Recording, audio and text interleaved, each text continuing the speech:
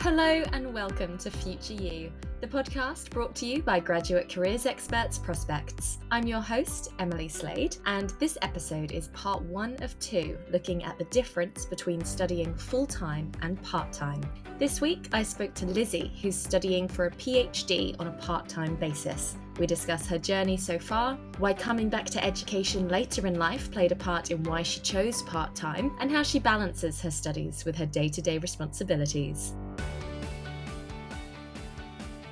My name is Lizzie Hughes, sometimes known as Lizzie Conrad Hughes. I am many things. I am a theatre practitioner, I am a private tutor, and I am also a part-time PhD researcher at the moment. My postgraduate journey has been a part-time one. I'm currently in the 6th of a total of 8 possible years in my institution, because their idea of part-time is that it's literally double full-time, and their full-time is 3 to 4 years, so part-time is 6 to 8.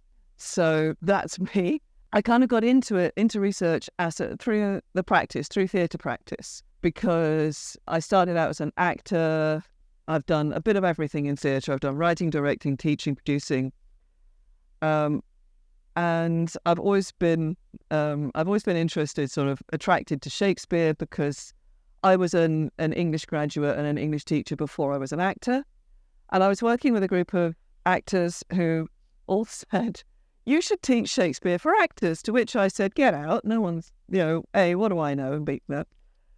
But anyway, I did start doing that, and that made me want to do more research. And then I read a book that was all about performing, the modern technique of performing Shakespeare from cues only, and cued parts, and that almost literally made my head explode. I was like, this is brilliant, this is amazing, I want to do this. And so that became some sort of that became practice. It was an experimental practice, and that led to discoveries, and that led to more practice, and that led to more reading. And in the so because there's not an awful lot that has been written about the practice of performing Shakespeare and other Renaissance writers from cues only. And I started reading extremely learned and extremely just really, really respect-worthy books on this that had been written. But I was reading it and going, that doesn't happen. Or, well, not in my experience. Or, no, actually, when that happens on stage, this happens. It's not that. And I was looking at these wonderfully authoritative books going, I disagree with stuff. And this is stuff that no one else is disagreeing with. And so I thought, well, and it got quite exciting. And a friend of mine suggested I do a doctorate. And it was quite difficult to find an institution that would take me, because I'm too academic for most drama departments and I'm too drama-y for most Shakespeare departments. I actually started out doing a doctorate at one institution, which didn't work out, leave that story there, but it did give me the confidence that I had something interesting that I wanted to pursue further, and that led me to approach the institution I'm currently at. That's such a commitment, an 8-year course. How on earth did you come to that decision? Was it a big decision? If you're happy to talk about it, what's your sort of life like, and how did you decide how you were going to be able to fit this in for that length of time? To be honest, thinking about doing 8 years kind of freaked me out. So I then did think about it. I'm someone that tends to look at, well, what's the next thing I have to do? So it just becomes a journey of steps, if you like. It's like, so first I've got to do this, and then I've got to do that. And it's gradually working it up.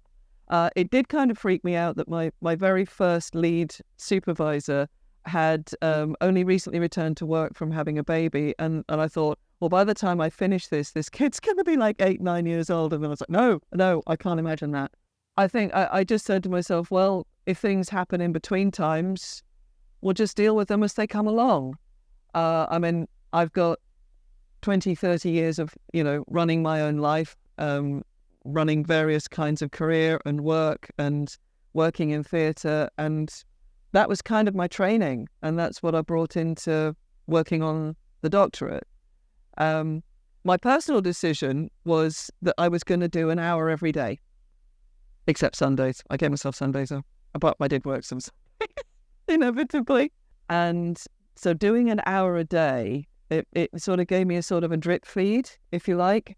And I could usually find an hour a day in between tutoring, life stuff, just family commitments and things to do with running a Shakespeare company. There was usually a day I run my life on like reminders on my phone, and PhD hour is one of my recurring reminders every day. That's what I chose to do. And every day there was like, right, I'm going to finish reading that book. I'm going to write up those notes. I'm going to do more work sorting out this chapter plan. I would usually make sure I finished each day with, and the next thing to do is, so that the energy was easy to pick up the next day. That's a really good system. That's really good. So it's very much a sort of take each day as it comes, and you're literally just almost making it bite-sized. Was there a reason you wanted part-time over full-time? Full-time would have meant sort of 4 years, so still not quick, but quicker, and you sort of could have sped through it.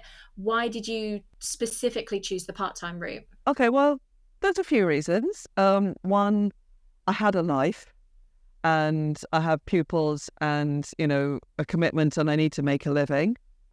I'm also, when I started the doctorate, I think I actually started, it was either my 49th or my 50th birthday when I started this. So I'm pushing towards 56 at the moment. And I didn't feel the need to go into full-time student life because I did that in the 80s and 90s. So I didn't feel that I needed to go through that process in my life again. And plus, if I'd have gone into full-time, it would have meant, moving to Stratford, because my institution that I'm at is based in Stratford-on-Avon. And I wasn't in a place where that was what I wanted to do. I've got a husband and elderly parents and stuff, and they're all in the south of England. Plus, I had the theatre company, which was a sort of ongoing commitment.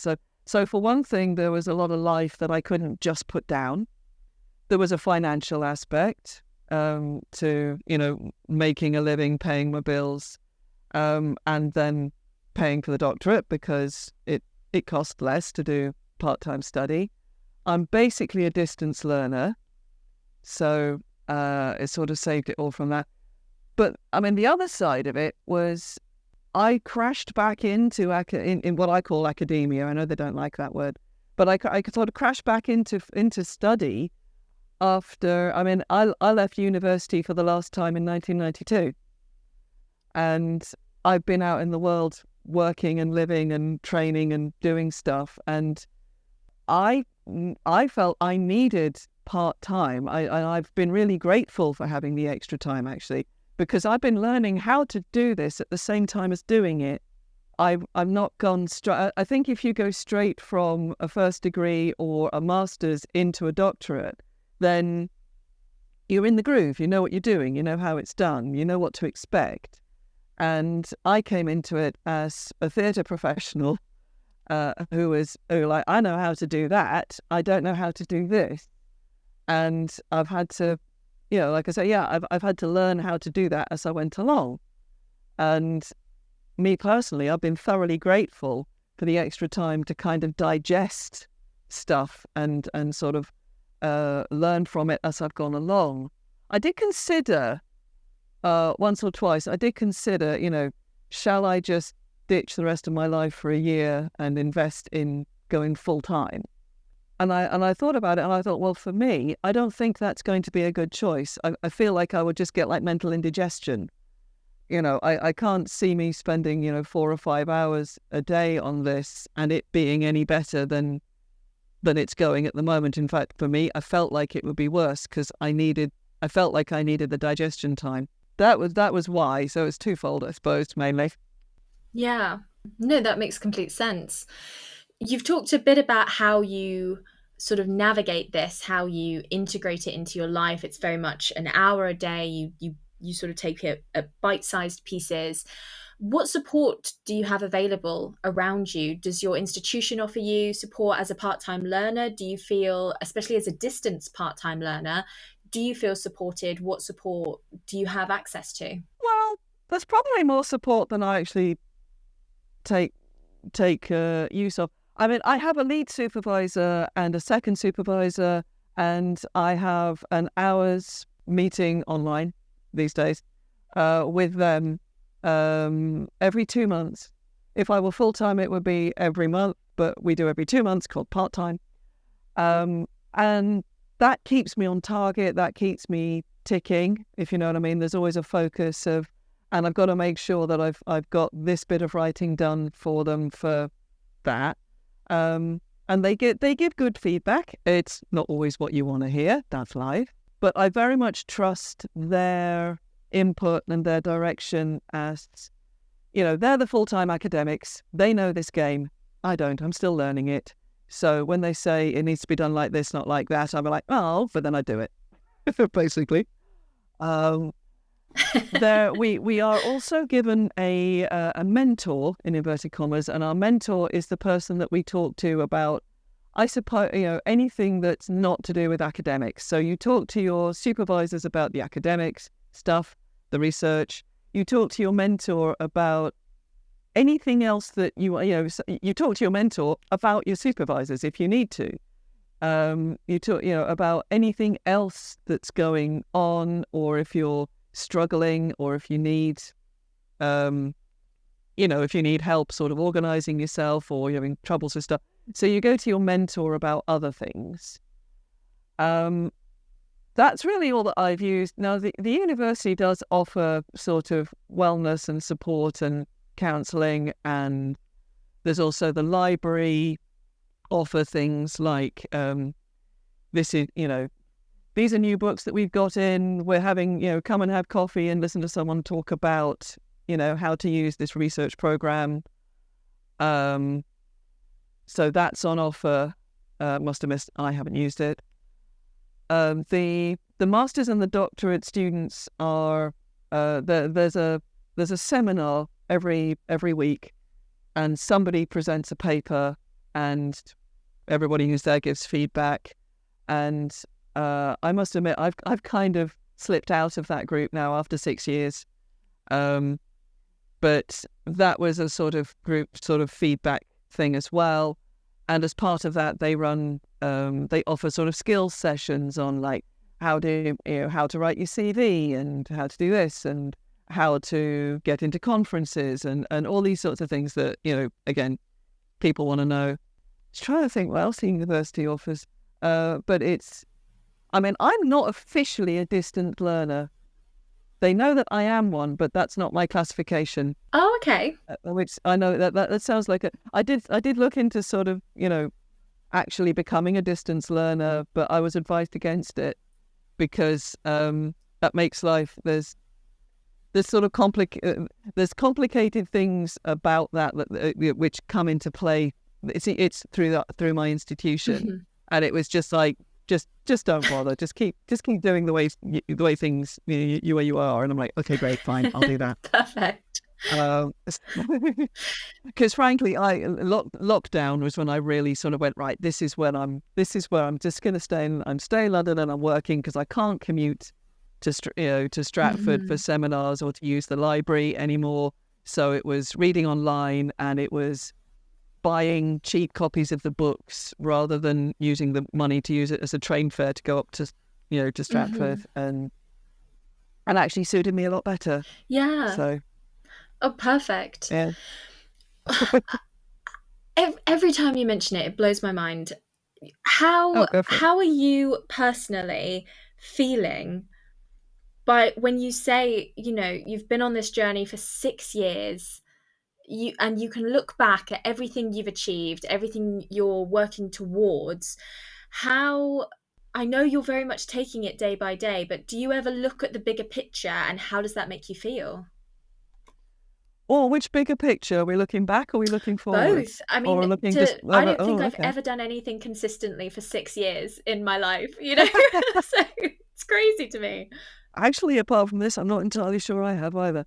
I think the thing is, I wanted to do this.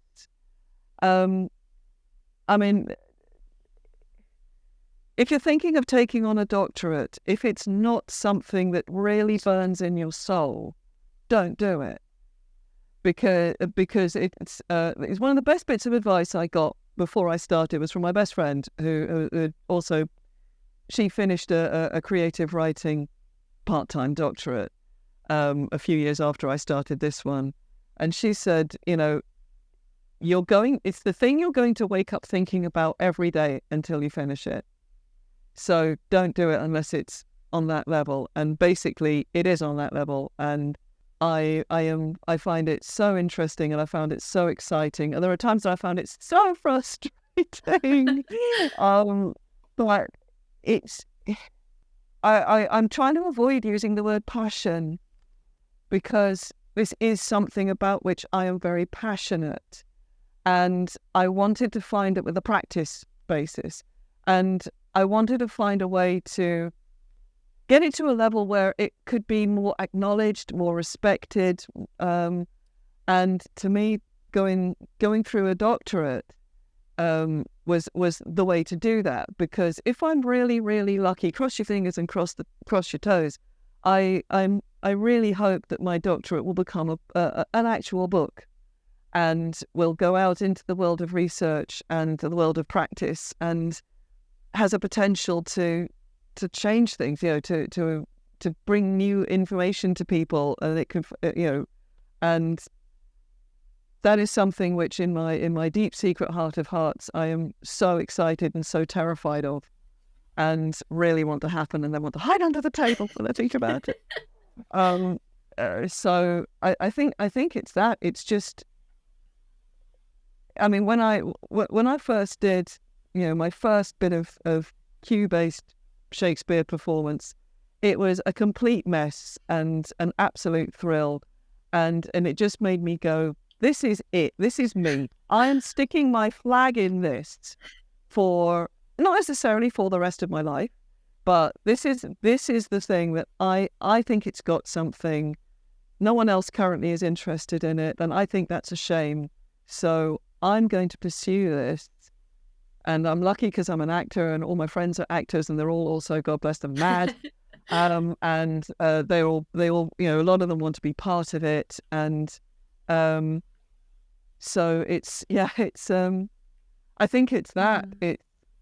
It's borderline an obsession. And in some respects, the doctorate is a good channel for it because it's really made me go through, not just be the passionate, obsessed practitioner, but also stand outside of it and look at the history and look at, the rationale and how all the things that it opens up windows on.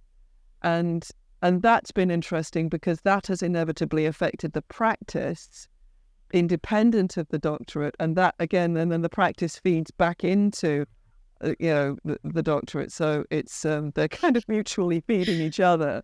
And yeah, it's a bit like when I got into acting. I said to myself, I'm going to do this until or unless there is something that I want to do more. And I think I feel the same about this. It's like I want to do this until or unless there is something that comes up that I want to do more than this. Yeah. And that's it for me. That's how it works for me. And I'm not. It may not. I mean, I can only and will only ever speak for myself. Mm-hmm. This is my journey, my truth, and my story, I suppose. Fantastic. So you briefly mentioned advice you would give to anyone currently considering this. You have to you have to know that this will consume your life. You have to want it more than anything. Yeah, this is the thing you're going to wake up, because this is the advice I got, which I would pass on. You're going to wake up thinking about it every day until you're done with it. So actually, one little bit of advice I got tagged onto that was, so don't let them talk you into anything you're not interested in. Because that can happen. Is that somebody you could go into with an idea about this is what, and then you could come up again. You could meet someone who goes, yes, that's really fascinating, but what if it was like this? And you kind of go, well, no, that's not really the thing. So stick to your guns. I think, in that respect. Yeah. Yeah. No, that's fantastic advice. The other advice I would give to someone is don't be afraid to ask questions. Ask questions. Ask questions all the time, especially if you're like me and you're coming back into studying. There's a huge assumption culture that you know. There's a bunch of stuff that you know, and I keep falling over things that I don't know. And I kind of wish that I'd asked more questions when I started. So ask questions. One of the most valuable things that I've discovered is I was very lucky going into this because, like I said, my best friend had just done a doctorate. So she gave me she could sort of reflect on the process to me, what was coming. I have two very good friends who are also going through part-time sort of distance learning doctorates at the moment. And it is really good to have someone else who's going through what you're going through, because you can share like frustrations, surprises. You can ask each other questions. And that's really good. It's just good to know that it's not just you, so do make friends and talk to people because it's really helpful. Perfect. And then, if you'd like to plug away. Okay, so in my theatre practice life, I'm artistic director for Shake Scene Shakespeare, and we are currently the only UK-based theatre company who perform and teach the performance of Shakespeare and contemporary writers from cues only. This means that our actors only receive their lines to speak or to act, and they get a very brief cue. It's approximately 4 syllables. They aren't told anything else, only their part. And we do not rehearse together as a company before performing. The first time everybody hears all their lines is in first performance in front of the audience. This is a radical technique. It's a modern take on what was believed to be the original process of Shakespeare's own time. That's why we do it. You can find us all over social media. Look for Shake Scene Shakespeare. We'll turn up on most platforms. We are also performing. We perform online every 4 weeks. We do a play either by Shakespeare or contemporary writer, live online. And it's always an adventure. We always find out something new. If you happen to be in the north of England, we will be performing at Shakespeare North Playhouse in August. We're doing 2 plays, As You Like It and Antony and Cleopatra, for 3 days. And I've just forgotten the dates, but we're at Shakespeare North Playhouse. So come and find us there. Thank you so much for your time today. It's been an absolute pleasure, and it's been really interesting for me to reflect on this journey and think about what I've done and why. So I thank you for the opportunity, and good luck everybody out there. Thanks again to Lizzie for their time. If you want to find out more about her theatre company and where they can be found, you can click the links in the description. Make sure you give us a follow wherever you get your podcasts, and if you're enjoying Future You, make sure to leave us a review. If you do want to get in touch, you can email at podcast@prospects.ac.uk or find us on Instagram and TikTok. All the links are in the description. Thanks very much for listening, and we'll see you next time.